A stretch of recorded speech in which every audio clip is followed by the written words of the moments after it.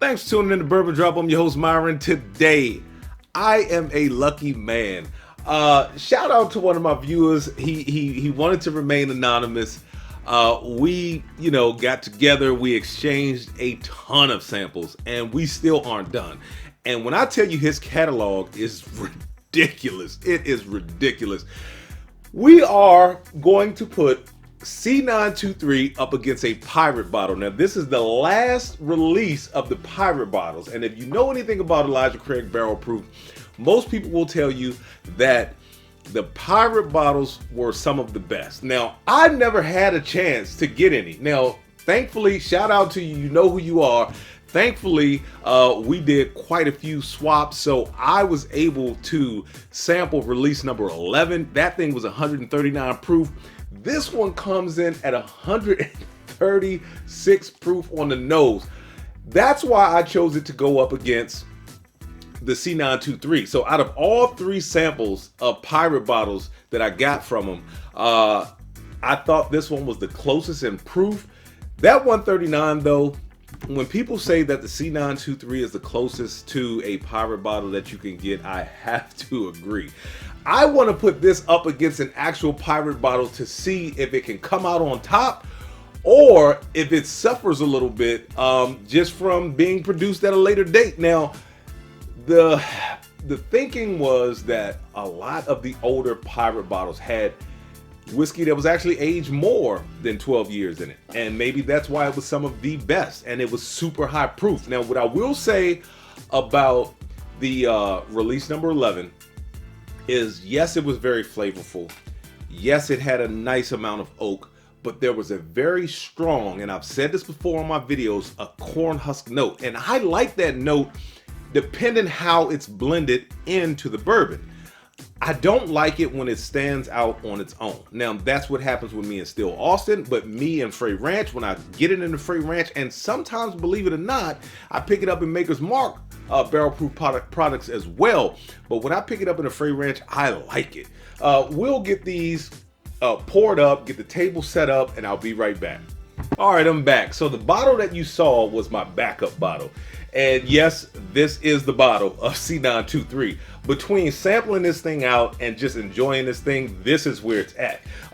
So I can't take credit for all of that, but I can take credit for a little more than half of it. Either way, I figured what better way to see if it really is as good as a pirate bottle than to put it up against a pirate bottle. You see that is B on the back of that bottle. This is B on the bottom of the glass. I just got to kind of turn it a certain way. But these are two very high proof, 133, 136. And I did shoot the Ben Holiday video, so I am a little warmed up. That way this heat just does not kill me. You see the 16 because he kind of gave me an answer key. That is the 16th in the set of samples that we exchanged. So I'm telling you, man, we did a lot. Shout out to you once again. You know who you are. I appreciate you watching the channel. I appreciate you reaching out to me the way you did. All right, we'll let them slow down. I'll get them off the table, and then we'll go right at it. All right, let's get this wheel off the table. Shout out to Lauren Troy, Baker Drinks. Once again, got to put my Stave Glen holder on here, man. I mean, look at this thing. And look at the penetration. Let me look on camera. Yeah. Look at the penetration. That's how deep the Jack went into the stave. And when Troy was making it, Troy said that he could just smell Jack Daniels as he was like milling it down. Let's get it to the nose. That's super oaky, man. But it's nice.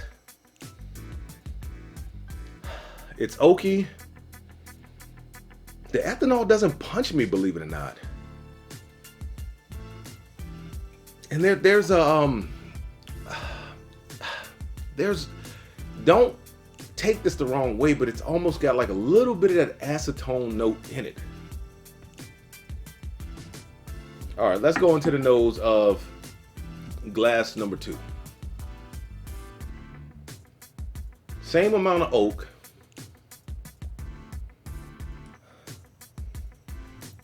No acetone. No acetone note in it. And I do pick that acetone note up on older whiskey. So glass 1 could possibly be the Pirate bottle. Let's go into the palate.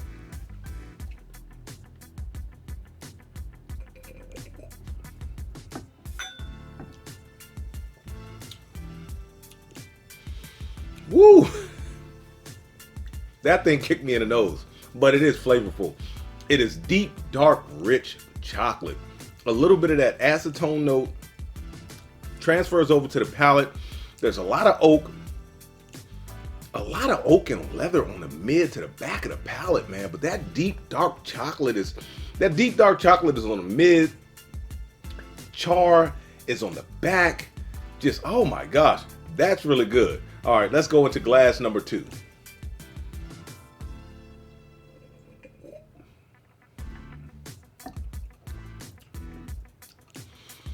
Almost all of the same notes, but a little less pepper.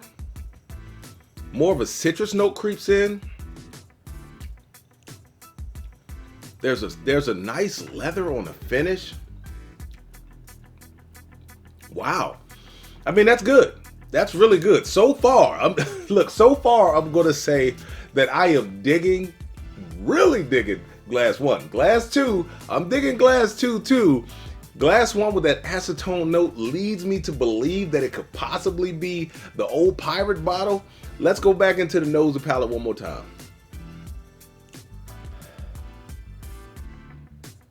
Oakiness, vanilla. There's a richness. It just smells like rich. And I don't get that acetone note as much. Let's go back into the palate one more time.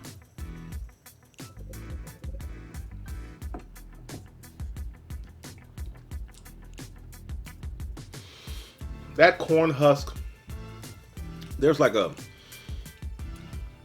it's a smoky note. It's a corn husk note. It's an earthy note. It's chocolate. It's just rich. A little bit of that vanilla, that leather, the char across the back. That's really good. That's really good. Going to glass number 2.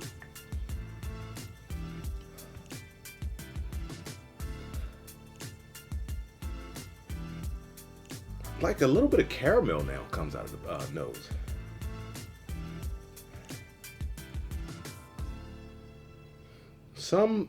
I am picking up butterscotch. A little bit of vanilla.